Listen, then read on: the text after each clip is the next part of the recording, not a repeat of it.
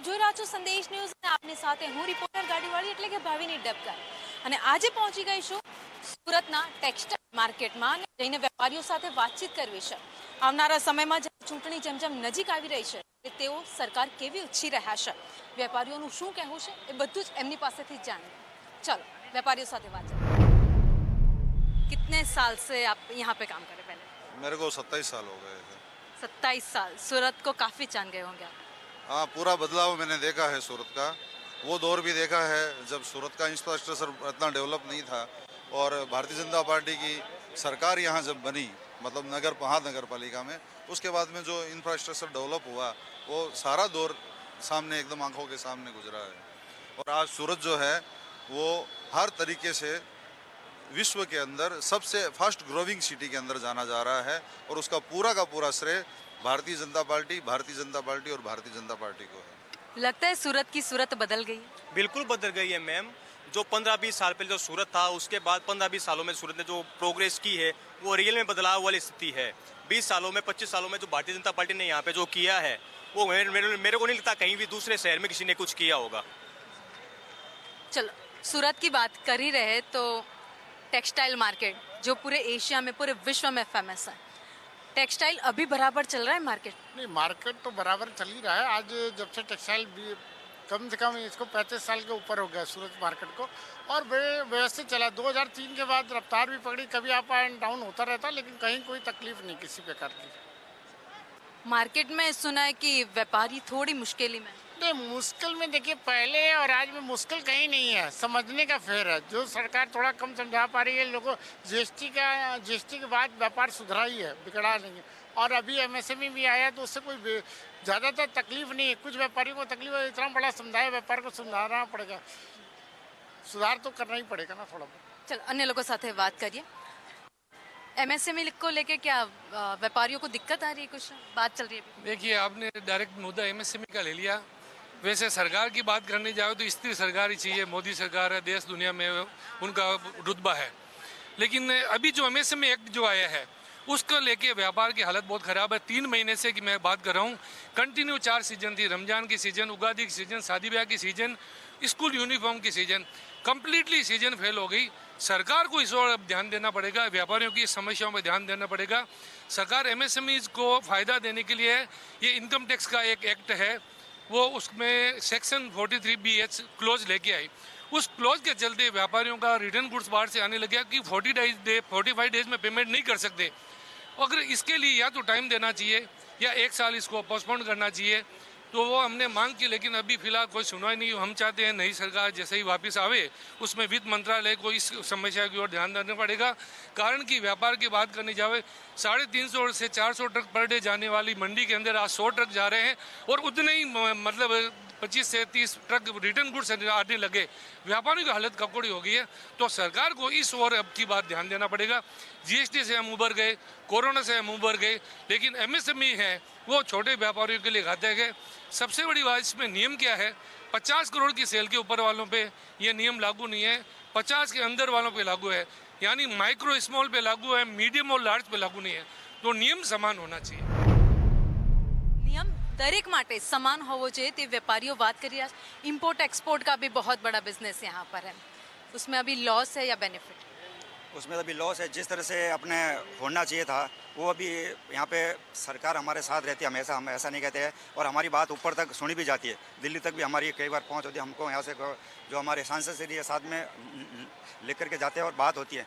लेकिन जो हमारी जैसे बहुत टाइम से हमारी मांग चली टेक्सटाइल यूनिवर्सिटी को लेके मांग चली, भाई वहाँ पे यहाँ पे हमारे जो बच्चे पढ़ लिख रहे हैं MBA CA करने के, तो वो टेक्सटाइल में आने की उनकी रुचि नहीं हो रही। तो क्यों नहीं हो रही है? तो इसलिए हमने उनको मांग की भाई टेक्सटाइल यूनिवर्सिटी की यहाँ पे होनी चाहिए स्थापना। उसके बाद में यहाँ पे अभी जितना बड़ा आप यहाँ पे काम देख रहे हो, 70,000 से ज़्यादा यहाँ पे व्यापारी है, लेकिन यहाँ पे चीटिंग इतनी ज़्यादा हो रही है ना कि रोज़ का करोड़ों का यहाँ पे हो रही है चीटिंग। तो उसके लिए हमने आर्थिक अपराध शाखा की एक मांग की है, उसमें हमारी बात हुई, लेकिन कम्युनिकेशन हमारा गैप है, उसके कारण अभी हमारी बात यहाँ पे नहीं हो रही है। अच्छा, अभी जो सबसे बड़ा मुद्दा हमारा एमएसएमई को लेकर है, हमने बहुत विनम्रपूर्वक इनसे मांग की थी कि उसको 1 साल के लिए आगे कर दीजिए, लेकिन वो अभी हुई नहीं। अभी चुनाव का ऐलान हो गया है, आचार संहिता लग गई है, तो अभी ये कुछ है प्रॉब्लम रहेगी हमारे। टेक्सटाइल मार्केट की जब बात करें, व्यापारियों के साथ बात हो ही रही है, तो काफ़ी सारे मुद्दे हैं जिनको लेके अभी व्यापारी परेशान है। तो इनको लेके कभी आपने सरकार के कोई भी कैंडिडेट हो या फिर कोई भी एमएलए एमपी से बात की? पहले तो जो व्यापारियों की कोई समस्या होता है, पहले जीएसटी का बहुत लोगों को डर था, जीएसटी आ गई क्या होएगा।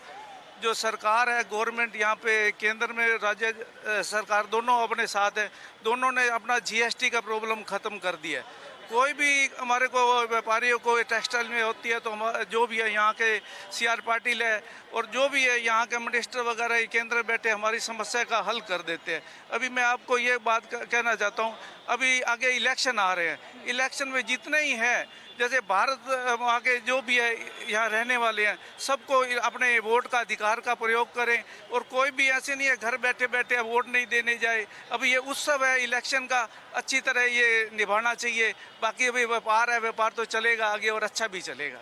बेनिफिट लॉस व्यापार में रहता ही वो है। रहने वाले आज से नहीं कभी से चल रहा है और थोड़ा दिन कभी मंदी आया तेजी भी आ जाएगी। बाकी सरकार में कोई जो से नियम बनाते हैं वो हमारे सोल्व भी कर देते हैं। अपने कोई ऐसे कोई समस्या नहीं है जो व्यापारियों को कोई भी समस्या है और सरकार सुन रही है सारी हमारी बात। देश में कैसी सरकार होनी चाहिए फिर? देश में तो जो अभी अच्छी सरकार चल रही है पूरे वर्ल्ड के अंदर देखो मोदी है, अभी तो मोदी है।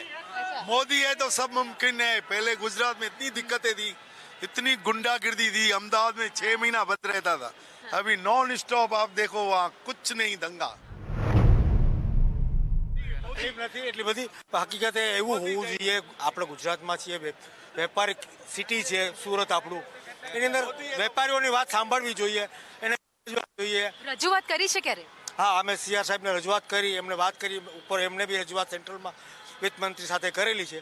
વિથિન શોર્ટ ટાઈમ એ પ્રોબ્લેમ સોલ્વ થઈ જશે। એમએસએમઈ જે ડિસ્ટર્બન્સ છે બિઝનેસમાં ઊભા કર્યા છે, I think with short time solve થઈ જવાના છે। ટેક્સટાઇલ માર્કેટ ધંધો સુરતમાં આવ્યો અને 50 વર્ષથી વધુનો સમય થઈ ગયો, તો જ્યારથી તમે આ ધંધામાં જોડાયા ત્યારથી લઈને અત્યાર સુધીનો સમય કેટલો બદલાવ તમે જોયો? ના, બહુ સરસ સારી રીતે એને બદલાવ તો હું જો વિકાસના પંથે જ છીએ।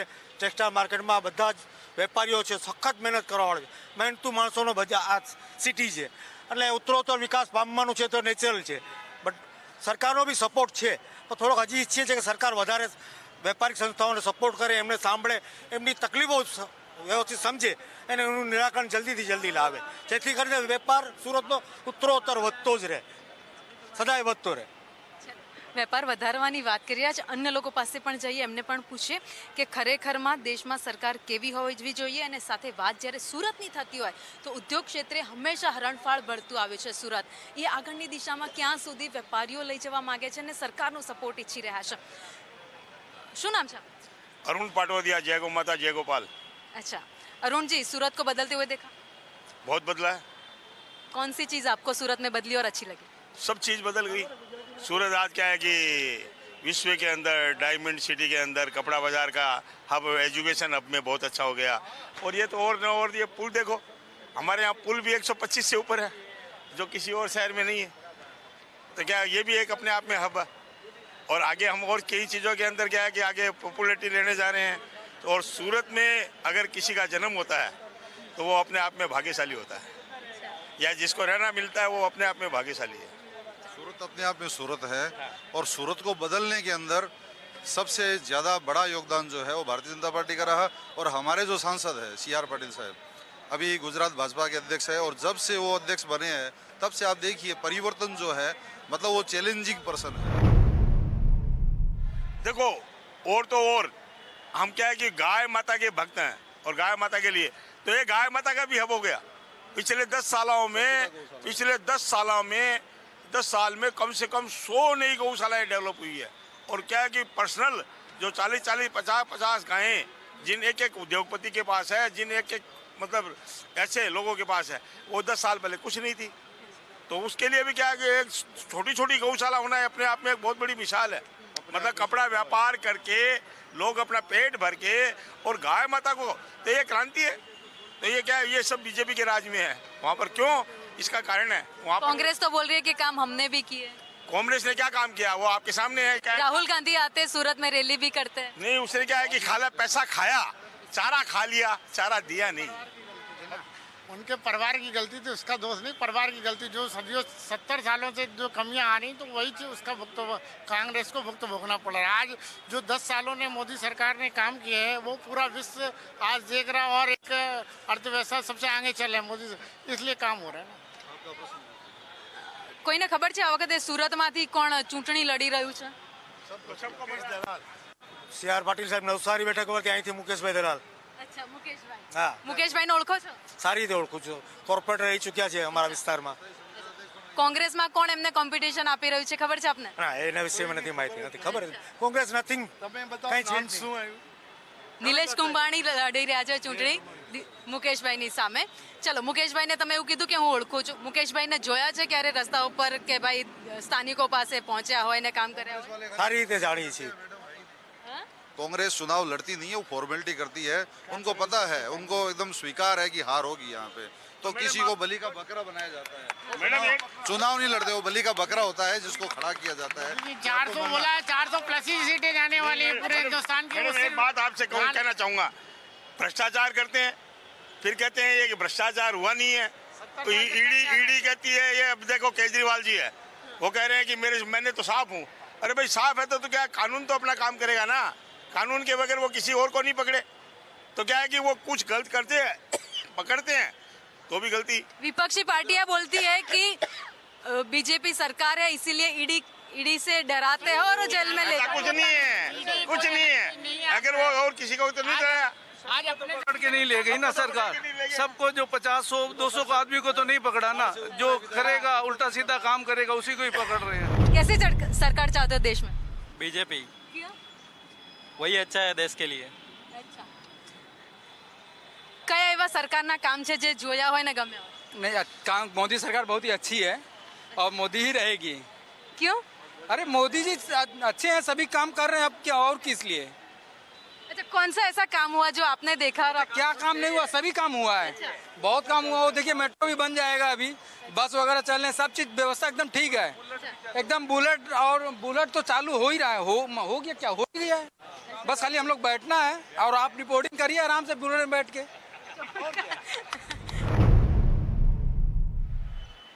एज अ यंगस्टर्स लगता है कि रोजगारी मिल रही है?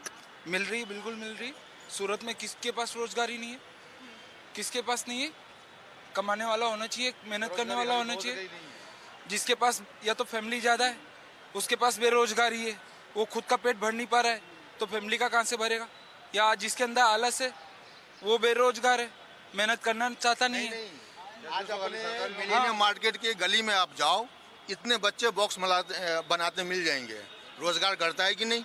जिसके पास 10 बच्चे हैं 10 कमाते हैं, और वही लोग बोलते हैं तो हमको रोजगार नहीं मिलता है। मैडम इसका जवाब मैं दूं आपको। अच्छा, जो लोग भ्रष्ट होते हैं, जिनमें काम करने की इच्छा नहीं हो, वो बेरोजगार है। और काम करने वालों के लिए काम बहुत है, उनको तो क्या है, एक शिफ्ट की जगह 2-2 शिफ्ट काम करने के लिए अवेलेबल है। पर जो भ्रष्ट होते हैं, जिनको पैसा ही बेईमानी से कमाना है, उनके लिए काम नहीं है, वो बेरोजगार है। ટેક્સટાઇલ માર્કેટના બધા જ વેપારીઓ છો તમે લોકો, તો તમારે ત્યાં બધાને રોજગારી મળે જે આવે એ લોકોને? लोगों को रोजगार दे रहे हैं। ये ओनर है, इनके वहाँ पे स्टाफ आप जाके देखो, राजस्थान, यूपी से, बिहार से, पूरे एमपी से, आप कहीं से भी आओ। 1 साल आपने मेहनत करी, यहाँ पे आपका खुद का मकान होगा, खुद की गाड़ी होगी, फैमिली होगी। रोजगार इतना ही है। मकान ही उसको सरकार मकान दे रही है। आज प्रधानमंत्री आवास योजना के अंदर तथा राज्य आवास जो हम यहाँ का जो बोर्ड है उसने इतने बांग्लादेश के साथ कैसा चल रहा है अभी बिजनेस? बांग्लादेश, हाँ, यहाँ थोड़ा सा मैं आपको बोलूँगा कि बांग्लादेश जो है टेक्सटाइल मार्केट के हिसाब से कपड़ा क्षेत्र में थोड़ा हमसे ज़्यादा कर रहा है, उसका हमको खेद है। थोड़ी सरकारी योजनाएं अगर हमको मिले, R&D डिपार्टमेंट यहाँ पे डेवलप हो जाए, कौशल विकास केंद्र यहाँ पे खुल जाए और थोड़ा सा सरकार अगर ध्यान देवे तो हम बांग्लादेश को कहीं पीछे छोड़ सकते हैं। बांग्लादेश का ऊपर जाने का कारण एक है कि वहाँ पे डंप होता है, चाइना का माल एक तो डंप होता है, दूसरा वहाँ पर ये जो लोग जो है, लेबर जो है वो वहाँ पे सस्ती है। ये 2 कारण के कारण बांग्लादेश जो है थोड़ा सा कपड़ा क्षेत्र के अंदर अभी नाम कर रहा है, ज्यादा नाम डंपिंग के अंदर ही है उसका। दूसरा वो अपना मैन्युफैक्चर, यहाँ की सरकार भी व्यापारियों को सपोर्ट करे, टेक्सटाइल मार्केट को सपोर्ट करे। हाँ, सपोर्ट थोड़ा सा, एक रिसर्च एंड डेवलपमेंट का सपोर्ट हो जाए और एक्सपोर्ट संवर्धन थोड़ा सा हमारा हो जाए तो हम बांग्लादेश को, तो बांग्लादेश है क्या हमारे सामने? कुछ नहीं है। एकदम पिद्दी है हमारे सामने, हम उसको कभी का उखाड़ के फेंक देवे। खाली डंपिंग वाला थोड़ा सा एक सरकार हमारा संभाल ले, एंटी डंपिंग कर देवे एकदम ज़्यादा स्ट्रिक्टली, तो हम बांग्लादेश को उखाड़ फेंकेंगे। व्यापार में हमारे जैसा कोई, हम व्यापारी है, जन्मजात व्यापारी है, और ऐसा कोई जगह नहीं है जहाँ पे मारवाड़ी और गुजराती व्यापार नहीं करते हो। ऐसा कौन सा विश्व का कोई भूभाग बता दिए, हर जगह हम आगे आगे है, हर जगह, हर देश के अंदर। चलो, यहाँ पे बहुत सारे लोग खड़े, एक मिनट, एक आपसे बात करूंगी। बहुत सारे लोग खड़े, सबसे एक ही कॉमन क्वेश्चन है, सरकार देश में कैसी होनी चाहिए? बीजेपी जैसी। मैं बीजेपी के ऊपर कुछ बोलना चाहूँगा और मैं बोलूँगा कि बीजेपी से मुझे क्या क्या फ़ायदा हुआ है। मैं पिछले 2 साल से मैं काम पे लगा, 2 साल से मैं पढ़ता भी हूँ, मैं ग्रेजुएशन का, मेरा ग्रेजुएशन फाइनल है, और बीजेपी की सरकार में मैंने 2 साल से जो काम किया, आज मेरा सूरत के अंदर 2 मकान है, सूरत के अंदर 2 मकान है, और मैं एसएमसी की तरफ से भी मुझे आवास मिला है। आज मुझे अप्रोक्स 6.5 लाख का बेनिफिट हुआ है मुझे केवल बीजेपी की सरकार में। चल, एक लाइन में सब कैसी सरकार होनी चाहिए? बीजेपी बीजेपी बीजेपी कैसी बीजेपी। ठीक है, किसान योजना का लाभ मिल रहा है बीजेपी, 2000 की किस्त मिल रही है, ठीक है। मोदी बीजेपी मोदी जो सरकार मोदी मेरा एक बीजेपी। बोलिए, क्या करें? हम व्यापार के लिए आप बात कर रही थी, तो मैं आपको एक बात कहना चाहूँगा। हमारी एक संस्था है व्यापारियों की, 70,000 व्यापारियों की, 220 मार्केट की, वो फोस्टा, जो एक मृतप्राय संस्था थी।